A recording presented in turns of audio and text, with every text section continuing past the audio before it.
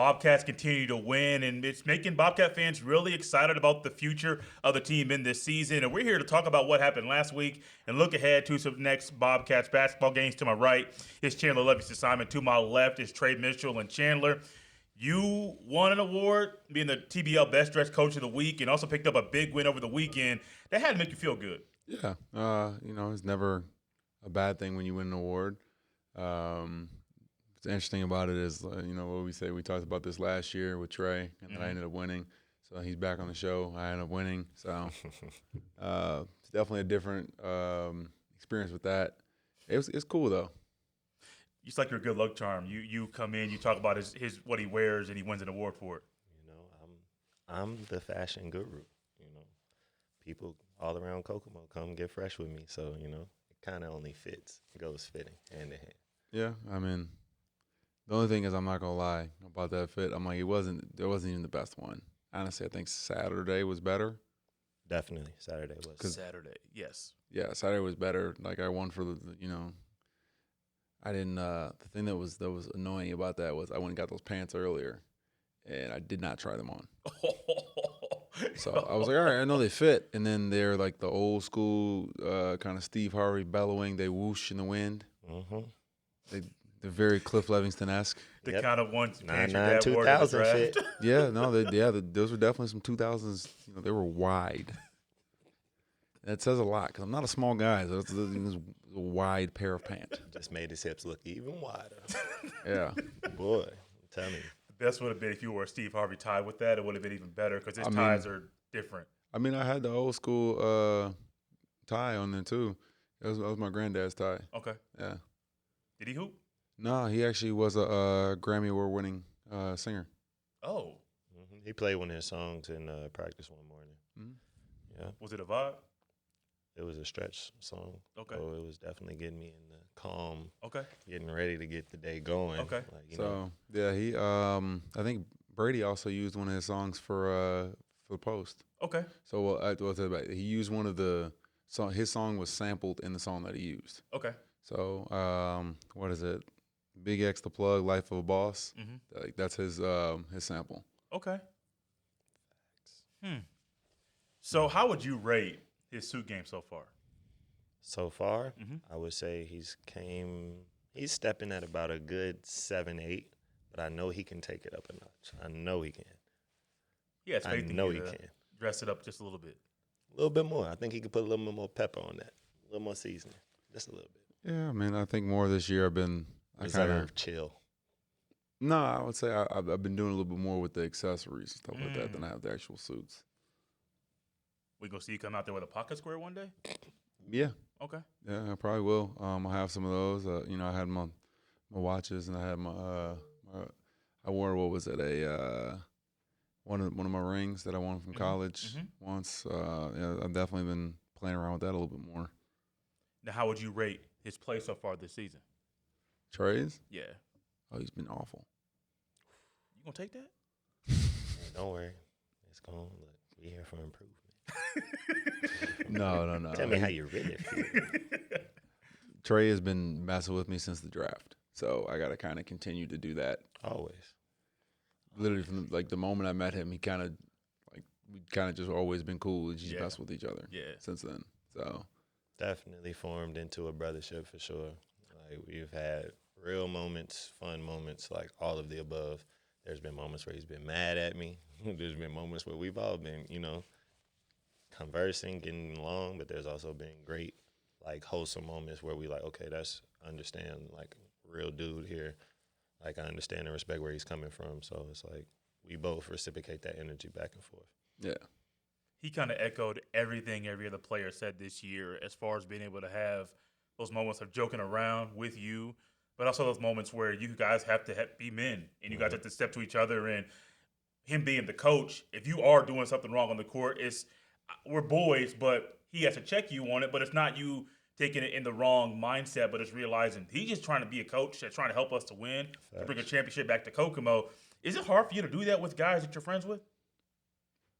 At times, but I think there's also more understanding, and two, with with playing with everybody and knowing everybody for periods of time, I understand I probably overstand what Yeah. like everybody's situation, everybody where they're coming from, different things like that. Who they are as a person. It's more or less I would say I kind of you take that into consideration with who you're talking to.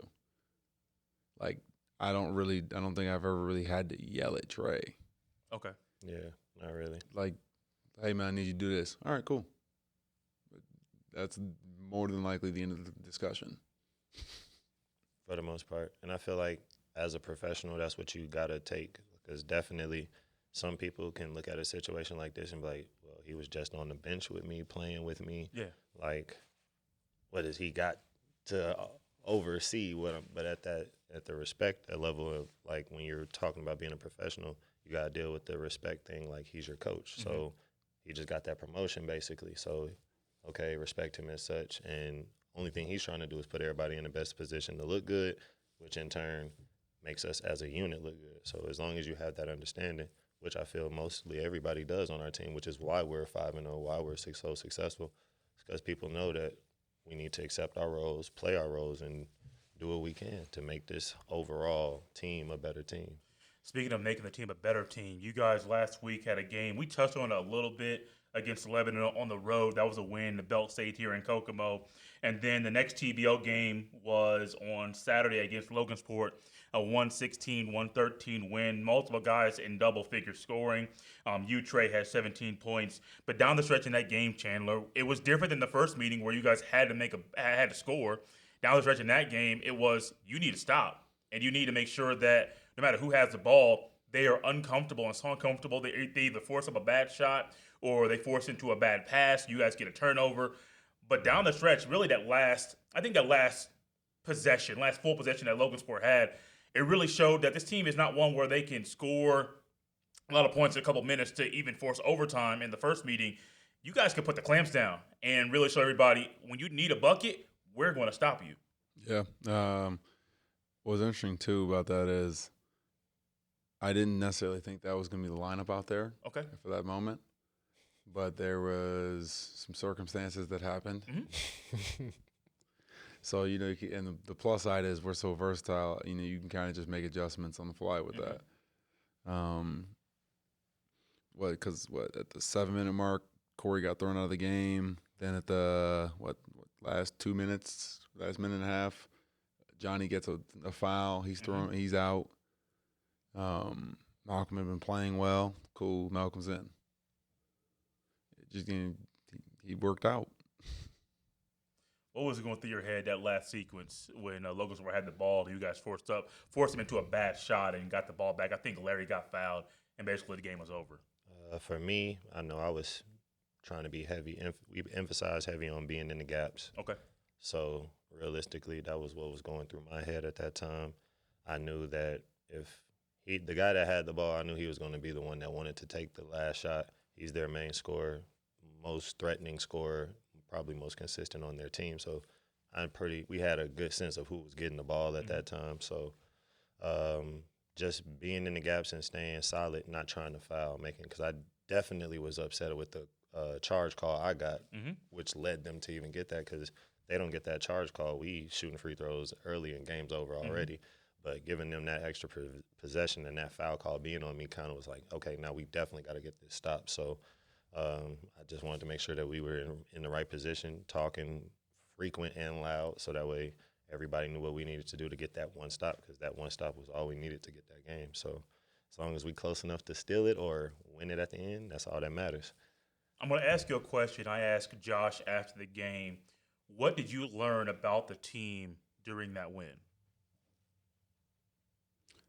I'd probably go with, so this is a resilient team. Yeah. There's been adversity in almost every single game. It doesn't really matter the situation, because there's been a few different situations we've had to play in, and we don't quit. And we show up, and it's never going to be easy. What about for you, being a guy that's a part of this team, been here for a few years now, and wins like this early in the year, you as a player can help you build momentum and help you gain confidence even in the other guys, maybe some newcomers that are still trying to figure out Chandler's way of doing things, the chemistry you have with the other guys that have been here for a while. What did you learn about your teammates in that game? For me, I would say adversity builds character. So how you act when things aren't going your way, how you act when things aren't going right, is a testament to how tough you are mentally and physically, realistically, in my opinion. I feel like I've said this once. I asked Chandler when we signed, I asked, like, who did he have already? And it was almost 9, almost 10 guys that have either been in this organization, played under Cliff or under Chandler, that know what Bobcat basketball means and knows how to operate and knows how we take this serious. So for me, it was just more so what I learned from the team is if we stay locked in, I don't see a team stopping us. And that's just my honest opinion. Like, if we're all locked in, focused on this one goal, which is to scratch every game off with a W at the end of the day and then ultimately hold up that lily at the end of the day, at the end of the season, then everybody else that's been here for a while or people that are just coming in, they'll get opportunities, even better opportunities as far as overseas, call-ups to the G League, things of that nature, which I'm pretty sure all of us are aspiring for. We're still doing this, still taking it serious. So I'm pretty sure everybody on our roster wants that next step to go even higher, take Kokomo and then use it as a platform to get even higher where they're going. How do you handle guys right now where the team's been very successful, they've gone 5-0, but sometimes it'd be easy for any athlete to get a big head and realize, man, we just beating these teams up. We're grinding. We're overcoming some adversity. We got 5 wins already, some against really quality teams. Some are against teams that are new to the league, but no matter what, we're still winning. And some guys their head might get inflated. How do you handle that? They get yelled at every day in practice. Okay. In some capacity. Okay. Well, I won't say yelled at. It's more so. I know, yeah. A stern talking to. Yeah. Like your mama did when you were a kid. Basically. Sometimes it'll be a look. I'm telling you, sometimes it'll be a look. You see that look on the sideline, you see that certain number and that foul count go up. That means you got runs. You know, hey, nah, let's tighten up, y'all. But it's really like our team is mature enough to hold each other accountable. Yeah. We got 3 captains, 3 leaders like that actually are vocal and, you know, they run the show as far as trying to keep everybody focused and in line, but then there are everybody else that comes in and plays their role and does what they're supposed to do. So it's more so if somebody's messing up or feeling like they're getting a big head, they'll get a piece of humble pie real quick. You start doing too much in practice, you got somebody coming at you talking about hey, calm down. You're not doing too much now. Calm down, simmer down. Yeah, he's not wrong. At some point, you're going to hear from either Fudge, Plum, or Corey. If you start doing a little too much, they get to it before I do. Okay. More times than not, to be honest with you. I've seen 99.9% of the time before he does. Like, literally. He doesn't have to. You don't want him to yell because if he's yelling, then we all on the line. So they're getting on it, So they're getting to him before, Yeah, it's one of those, like, I tell guys, I'm like, I'm not a yeller. So if I'm yelling, something's wrong. And that's why, I got that tech on Saturday. So if something's wrong, if I'm that upset. Let's go ahead and talk about it. I'm not going to talk about just that in general, not just that tech. There are a lot of people at the game that were frustrated with some things that happened in the game. Mm-hmm. And I don't know if it was this game or previously. You talk about guys checking each other, their teammates, and you talk about the captains checking. I saw at one point one of the captains checked another for a very obvious reason. I just happened to be right there, being able to read lips and hear a little bit about what they were saying. I just forget if it was this game against Logansport or a different one. But there have been times that things are questionable at times. Yeah. And it has to be hard, Chandler, for you to be a coach knowing that there are guys getting disgruntled for reasons that are outside of your control. How are you going to go forward trying to keep your cool so everybody else can keep their cool? I mean, normally I'm just kind of always just here. I don't really get too You up don't. and down. No, that's one of the best things about you as a coach. Like Chandler, you don't know if he's really upset or not. Like you can tell if you know him, but like Chandler's pretty even. Yeah. No matter what. So I mean, it's a lot easier for me in terms of that. And then I've also figured out that you can't really meet people's fire with fire and expect them to calm down or expect them to. Because if I need you to, if I need somebody to do something, you're not going to listen until we calm down. Yeah. So it's a lot more effective. I figured that out over this past, even being an assistant with my dad. So this past 3 years, that's been a real experience with that. In those moments when things are questionable and you may disagree with something that happens, you may get an explanation for something that happened, you still disagree with the explanation. How do you go about keeping your cool? Because you've been here, you know him for a while. And if you lose your cool, there could be a guy that just got to the team that also loses their cool because they see me. If Trey's doing it, man, I can do it too. I mean, for me, I feel like I try to lead by example. So as far as that's why how he says he never really has to tell me. He might say, "Hey, I need you to do this." As a professional, understanding my role and what is expected of me, just go ahead and do that because I wasn't starting at the beginning of the season. Mm-hmm. That wasn't my role at that time, but staying consistent, staying true, and believing, following, letting them figure out what they want to do. Mm-hmm. Now I'm in the starting lineup, and I feel like that's just a testament to staying the course, letting things fall as they may, and just staying true to what you believe and trying to lead by that instead of, like, anybody on the team will tell you, energy. That's what I'm going to bring.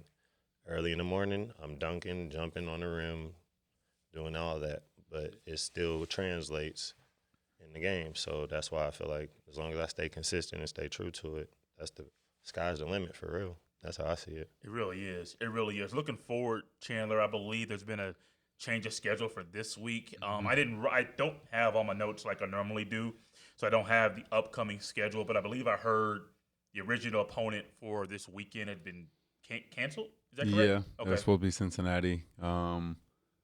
And I wish I could give you more information on Cincinnati or what's going on. Yeah.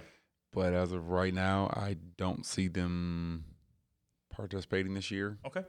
But that's just, I could 100% be wrong. So when's the next game? It would be Thursday it's at Logansport. Oh, man, we got to see them again. I just thought about that.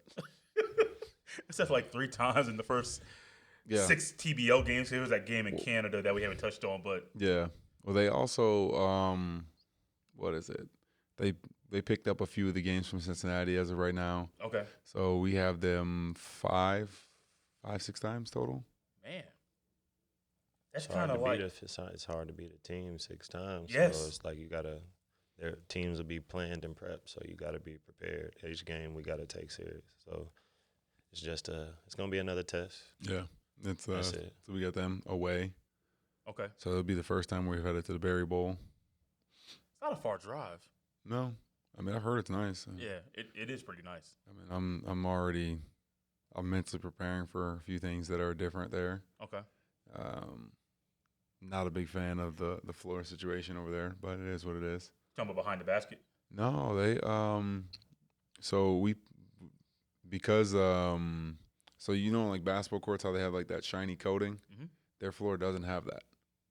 I thought it So was it's like universal for. No, it's like OG like wood, like oh, wood, like the initial. Yeah. So it's that, and then they because of that you can't put down tape or anything to make a 3-point line.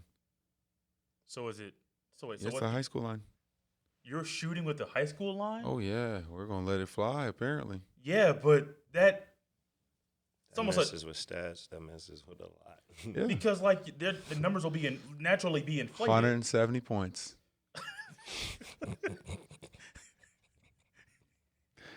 That's what we're going for. 170. Man, I didn't even realize that. I've been there before. No, I know that part, but I've been there before. But I didn't realize you couldn't put tape down. Yeah. Why would the league allow that to happen? That's a genuine question. Like it's a good venue. Yeah. Yeah, it is a nice. I mean, venue. that's I think If that's the only thing that's preventing the venue from being, of course, it's still would be. Okay. We've done that before. We played in a few places that have been like that. Was it year 2? We went down to Kentucky, and it was it was interesting. Some non-shooters became shooters. You going for 50 points in that game? I hope to. 3 points, high school. I just feel like that game, everybody's gonna be clipping though. It's gonna be like we're shooting from high school 3. Everybody's gonna be in there shooting comfortably. Like, okay, the only thing got to jump for real. Yeah, the only thing that I just is the spacing. That's the only thing I worry about. Mm-hmm.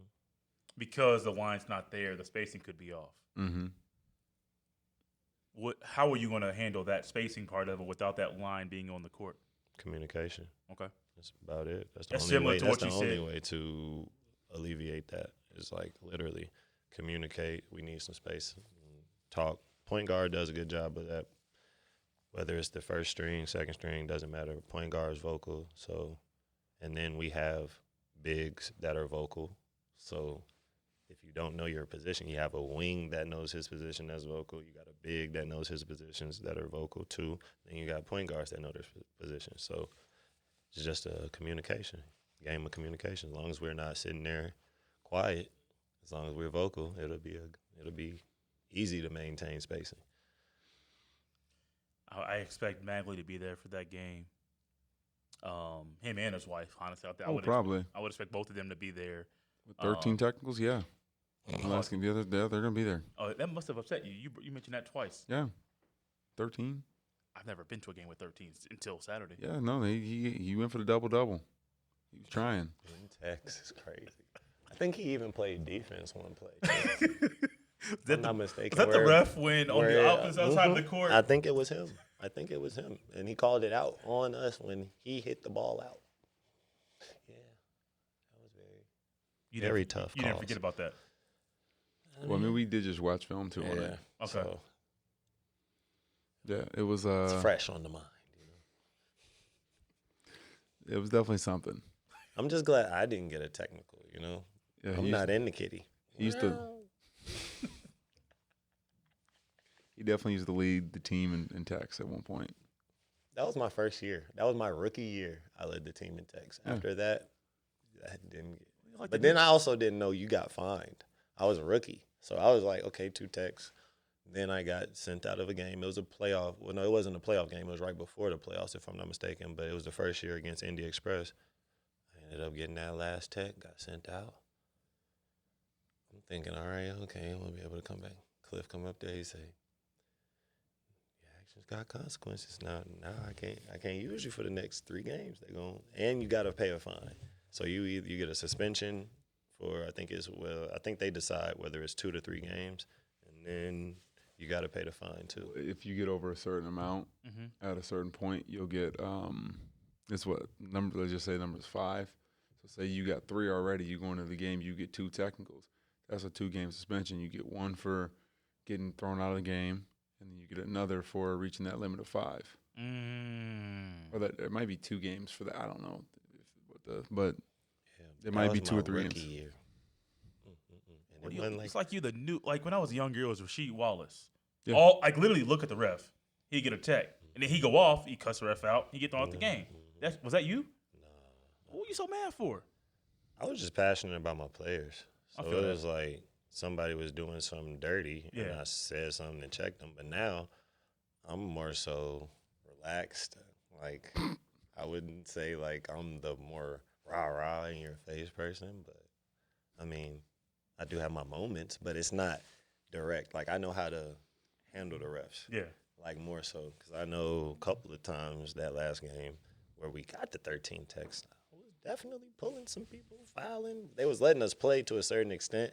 But once I realized that, it was definitely like, it made sense to play on that, tug on the ref. Good call. But, hey, next time, just watch out for that chicken wing going up a little high or something like that. Or I'm boxing out, but they're putting 2 hands on me trying to displace me. Like, using their terminology, they're like, okay, I'll look out for it. Next thing you know, you hear that whistle and it's going your way. That's the game within the game. Game within the game, baby. He know what I'm talking about. Mm-hmm. I know you know. I know you know what he's talking about. Yeah, He know where that came from. my dad. I had a feeling you did. Yeah, I mean, he's a wise man. You picked up a lot of stuff from him. yeah. Just on the court, off the court, stuff like that. Last time, I just don't know. This just popped into my head. I don't know where it came from. The last time y'all were on the show together, you made a comment about your dad and you being a better dresser than him. Yes. And he had a reaction. I actually saw the clip on Instagram recently, so my brain is working well right now. Do you still think you're a better dresser than your dad? Yeah.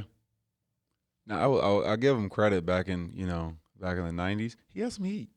I give him that, but he kind of Outdated now. That's what you're saying. he took a step back. Cliff, you hear that?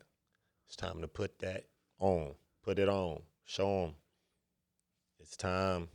Step out. Go deep into that closet. It's time. No, I'm telling you, he has some stuff. Like the '90s was the time though. Man, I miss those days. All the responsibilities of an adult now. Yeah, I miss being in the '90s, not worrying about a damn thing. Nothing.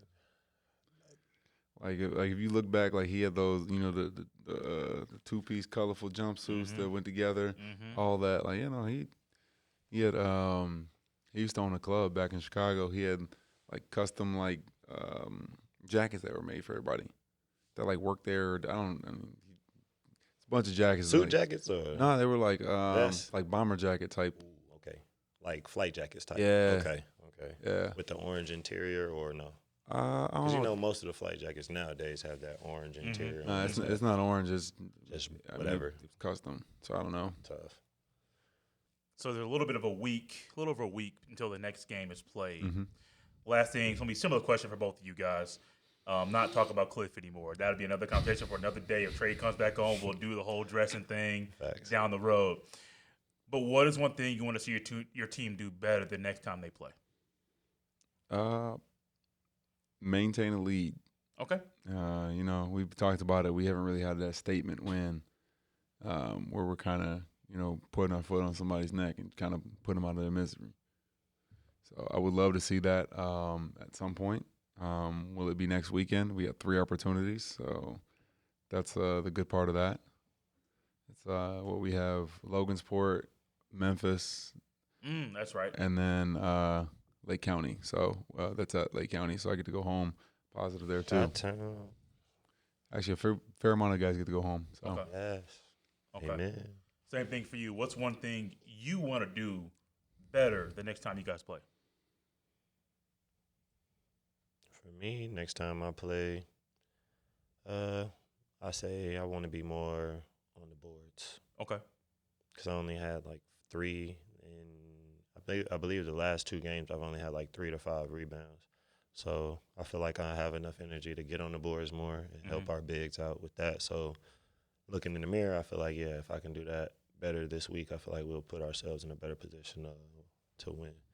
Up the scoring a little bit. Now it's time to figure out other things to do to help the team. That's Trey Mitchell. That's Chandler Levingston Simon. I'm the host of the BobKast, Jay Stevens. This has been a fun show with both these guys back on it together once again. Bobcats are back in action a week from Thursday in the Berry Bowl, not that far away. I encourage everybody to go out there and cheer the Bobcats on the victory. We'll see you next time.